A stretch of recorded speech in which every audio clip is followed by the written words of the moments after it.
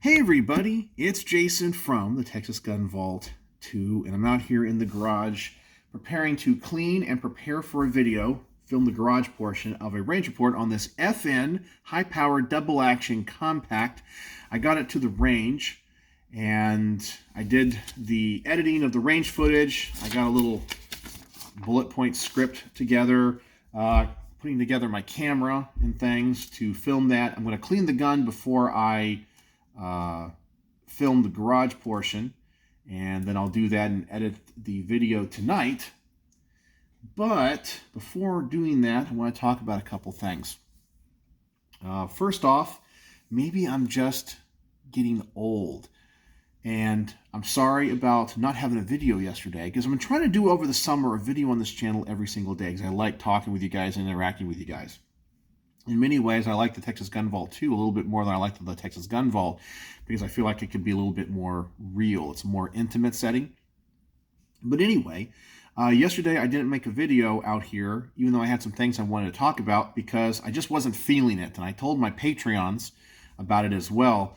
I was suffering a rheumatoid arthritis attack. I have early onset rheumatoid arthritis. It's very mild, very mild. Usually when they do my blood work, I don't have any of the inflammation markers or any of that, and I take a very low dose medicine for it. But sometimes if I'm really tired or been up for a while or been working really hard or under a lot of stress, I can have a minor flare-up. And I had one in my right hand yesterday. It's fine today, but it was annoying. So I just didn't make one. I just kind of went to bed early and did that.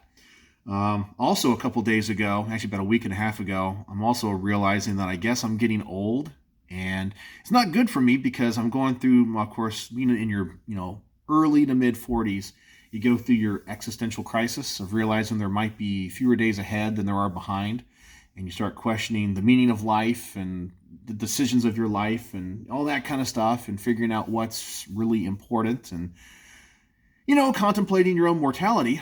But I was at a restaurant here in Frisco, and I was having dinner with my wife, and it was a little bit dimly lit, and I have always had perfect vision, never used corrective lenses except for a very short time because I discovered I have a minor astigmatism in my left eye, but normally I can kind of bend the shape of my eyeball to get it focused, and it only bothers me when I'm really tired. But I was at the restaurant, I was reading the menu, and for the very first time in my life, I looked at it, and I had to go, what? Oh, there it is. Yeah, I don't know if it was the size of the menu or the font or the color or something. I had to pull the menu away to see it. I realized, oh my gosh, is my near vision, finally starting to show its age. Now, I went and looked, and it says online that if you can focus at 15 inches from your face, that's usually pretty good.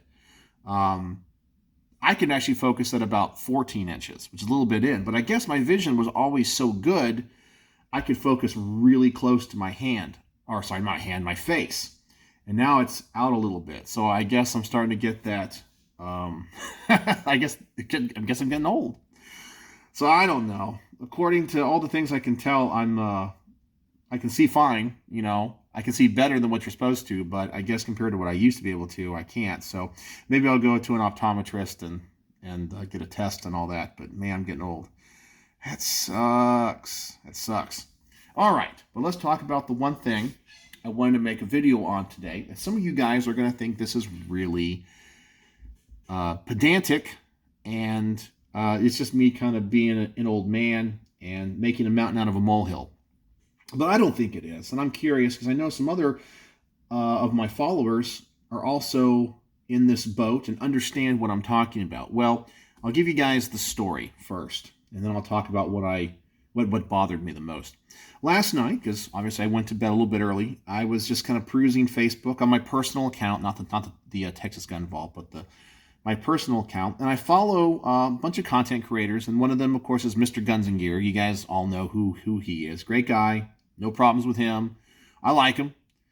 And occasionally he posts things on his public figure Facebook page where he has like deals, if you're looking for optics or weapons mounted lights or whatever, anything from, even like prepping stuff, knives or whatever. But he had an advertisement, or I guess he's in working with and being sponsored by a company called Bofang. I guess I'm pronouncing that right. And they make radios. Now, if you guys don't know, am a licensed amateur radio operator. I hold a general class license. I recently got that. I was a technician, and I'm currently studying for the amateur extra, which is the highest class. And just like guns, when you end up in the world of amateur radio, you end up buying radios and antennas and all this kind of stuff. You just kind of collect them. Some of them are better than others. Some of them are you just buy because it's a good deal. And I actually have a few of these handheld Bofang radios. This was my first one here, and these are actually pretty cheap. They're made in China. They're not the greatest radios in the world, but you actually get a pretty good value for what they are. You can work the 2-meter band and the 73-meter band on most of them, and they have options for digital modes and working repeaters. So they have the subtones that you can't hear, which can activate the repeaters. They have pretty good power. Most of the handhelds that are made in Japan or the US usually have a 5-watt output. Some of these claim they have 7 or 8 watts. You don't want to go above that too much, just because you don't want RF energy too close to you like that. But it's not bad if you go up to 7 or 8, 10 watts or whatever. But these are actually pretty good. I like the size. I like the options. This one's a dual band for 2-meter and 73-meter. 73 centimeter. And this one is actually a tri-band one, so it's 2-meter. It has the 220 band or 1.25 meter band and the 73 centimeter band, so it's VHF and UHF. Both these are that. But anyway, they're good little radios, especially if you're just getting into the hobby. I've upgraded the antennas on both of these. And it's important to know as well that usually when you buy these, they come with like super cheap antennas, and to buy the right antennas. If you don't have an antenna that's resonant with the frequency that you're transmitting on, you can blow out your transmitter and damage it.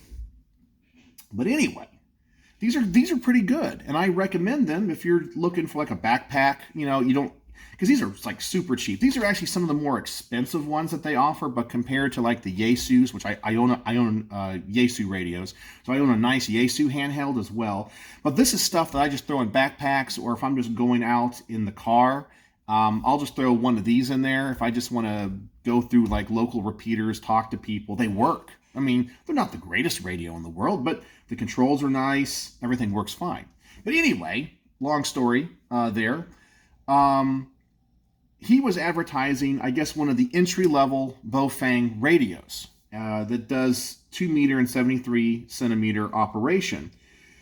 And they have, as I said, these things can be super cheap, where these are like 50 or 60 bucks a piece. He was offering the entry-level ones at like $15, okay? They're not bad. They're not bad for what they are.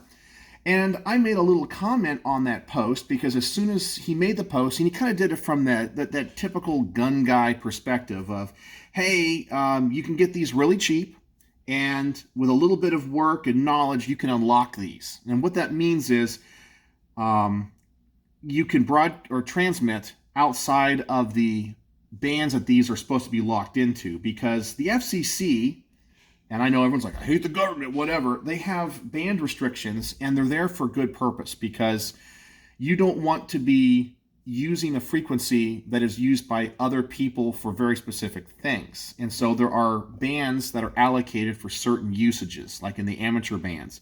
In VHF and UHF, we got 2-meter and 73 centimeter and 1.25 meter, typically in that area. And that's allocated for licensed amateur use. If you want to have walkie-talkies or whatever, there are other bands. You can get a GMRS, the General Mobile Radio Service ones, which are in the UHF band, close to 73 centimeters, a little bit below it. And the license for that's only like $10 or $35 in the last 10 years, and you don't even have to take a test, okay? And you can transmit up to 50 watts. You get lots of range. There are repeaters that people have for GMRS. There's also the FRS service, which is the family radio service. And you can get like basic walkie-talkies like this one here that I think transmit in like the Citizens Band range, the CB range. So anyway, he was saying, hey, this is like a good prepping thing for amateur radio, or no, it's not amateur radio, for like, communicating with other people. And I made a post on there, and I just said, hey, listen, those are actually pretty good radios for what they are. Good value, lots of options. But I recommended people, I said, understand that if you buy these, you really should invest, honestly, about 5 or 6 hours, study for your FCC amateur radio license, get the entry level, the technician class. It gives you a call sign, the legal ability to transmit on those frequencies. You'll make lots of friends, just like in the gun world, and you'll learn a lot about these radios and how they work. You'll learn about repeater operation. You'll learn about all that stuff, the propagation of different frequencies. It gives you a lot of information, and it's a lot of fun. But I said, you guys can't just buy this and transmit on the frequencies that it has. And of course, when everyone learned, oh, you can unlock it, everyone's going online and posting where you can get the information to unlock them to transmit in frequencies above and below what these are designed for, which the antennas really aren't that good for those frequencies, but I guess you can get into those. And I warn people, there's a reason why you want to have a license and do it the right way, because the frequencies that are near these ones allocated for amateur radio can be used by emergency services or other things. Now, it's a little bit far away from 2 meters, but the 2.5 meter band, which is about 118 megahertz or whatever, that's usually used by air traffic control. So if you have a radio, and that's above like the FM frequencies that you would have in your car, but below amateur radio, it's usually for, as I said, airlines and that kind of stuff. And you can listen to those. You can listen to air traffic control in those frequencies. It's illegal for you to transmit in those frequencies, obviously, because that can be dangerous, because people that are in the air are using those to communicate with each other. So if you have unlicensed people just chit-chatting and clogging that frequency range, it can be a danger. Same thing can go for the UHF bands, which are like above the 73 centimeter band and above some of the GMRS frequencies. You can have like local police, fire, and so forth. So you don't want unlicensed amateurs transmitting on those frequencies. Now, the knowledge of how to do that is free. You can go online, you can build radios, you can buy radios that transmit in those bands. The possession of them is not illegal. Transmitting is.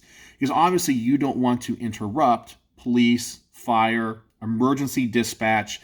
You also have like local towns that have been allocated certain frequencies, like school buses, for example, often use UHF frequencies around that area. Anyway, there's a lot, and that's just the allocation of the bands. And if you're a licensed amateur, you get plenty of bandwidth to do a lot of stuff with. I know, I'm going on, I'm rambling on here. Probably a lot of people have already turned off, but that's okay. But anyway, I made a post, and I said, you really should just want to keep the bands that you have on it and just get your license. It's really easy for that first level. And oh my God, did I have a bunch of people make fun of me. They made memes. They had like a come and take it meme with like a radio on it and that kind of stuff. And then this one guy came on there and was like, I've listened to people in those. It's pretty boring. It's just a bunch of guys on the radio talking about how far apart they are. I'm like, that's pretty much what happens on the lower bands. VHF is all local. It doesn't, distance doesn't really matter because people are using repeaters, but that's what amateur radio is. So would you, and I know these people would get upset if people that don't know anything about firearms would go to them and go, all people that buy AR-15s do is just go to the range and hunt. They don't need those. It's the same mentality. And I'm a little bit miffed, not because I'm an amateur radio operator and I have learned and believe that there is a legitimate reason why the FCC has the frequency allocations it does. It's not just because they're an evil government agency. It's actually because they're like, hey, we don't want you guys transmitting on air traffic control frequencies. We don't want you transmitting on local FM frequencies and interrupting regular broadcast media. Here's the frequencies you can be on. There's one you don't even need a license, the CB frequency, right? Citizens band, that's in the 11 meter band. And that can have good propagation, even with just being limited to 4 watts. But anyway, that's why it is. It's not just because the government is evil or they want to restrict your rights or whatever. It's because they actually have real frequency allocations for legitimate purposes to make sure people don't step on each other, and you don't have unlicensed people that don't know what they're doing causing issues, either because they are intentionally trying to or unintentionally. And I don't know, I was made fun of. I just ended up deleting my comment, and all the people were asking how to unlock the radios. I'm like, why do you want to unlock the radios? Just get your license. You have plenty of frequencies that you can use without having to unlock them. And that's one of the things too about these Chinese radios, is the electronics in them can be unlocked. A lot of the other stuff, the higher end stuff, you really can't. It's designed for amateur radio use, and it locks you into those bands for good reason. So you have a bunch of people out there that are asking about antennas and all these recommendations and how to unlock it. And it kind of miffed me. And it really made me sad that people were just kind of mean to me. And all I did was say, hey, it's a good value. I wasn't, slamming the product, for like $15. You get a lot of radio for that. And I was just encouraging people to go out and get educated and get their license and understand that there's a reason why the frequency allocations are what they are. It's not because the FCC is like the ATF and want to, step on your rights. It's literally because they don't want you transmitting in frequency ranges and get, and interrupt police, fire, dispatch, or to affect air traffic control. I think it's a legitimate purpose, a legitimate reason. But man, I don't know. I don't like this mentality in the gun world of everything is, if the government says you can't do something, I want to do it. I understand that mentality. I really do. You're freedom loving, but there's a reason why the FCC has the blocks when these are imported to have them locked into certain bands. Now, if you buy one from China, they don't come locked. Okay, if they're shipped direct from China. And it's like I said, it's not illegal to unlock them. You're not breaking the law. You can listen to all those frequencies on these already. But I don't know. I think you guys get what I'm saying. And I actually think that Mr. Guns and Gear did a bad service without telling people what those radios were and what they are. I know he's being sponsored by them, so if somebody buys one, he gets a little kickback. There's nothing wrong with that, okay?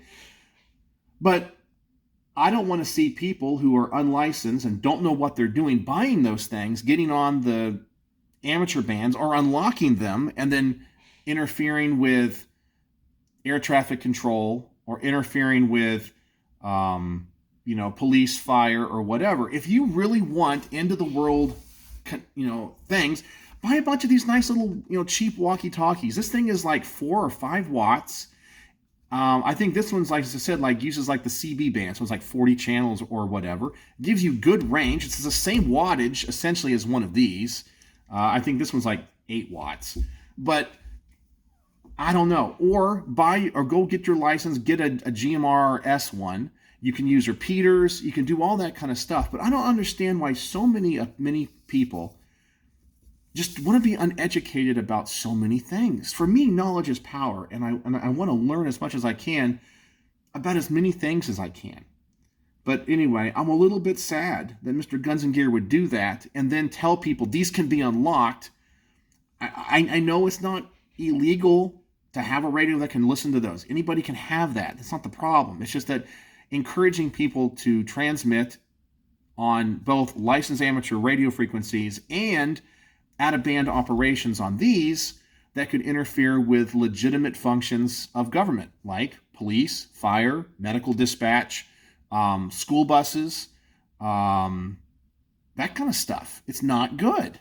So anyway, sorry I was kind of, I guess I'll use the word bitchy today, but it's something that I guess kind of blends two of my passions, amateur radio and firearms. So what do you guys think? Are any of you guys licensed amateur radio operators?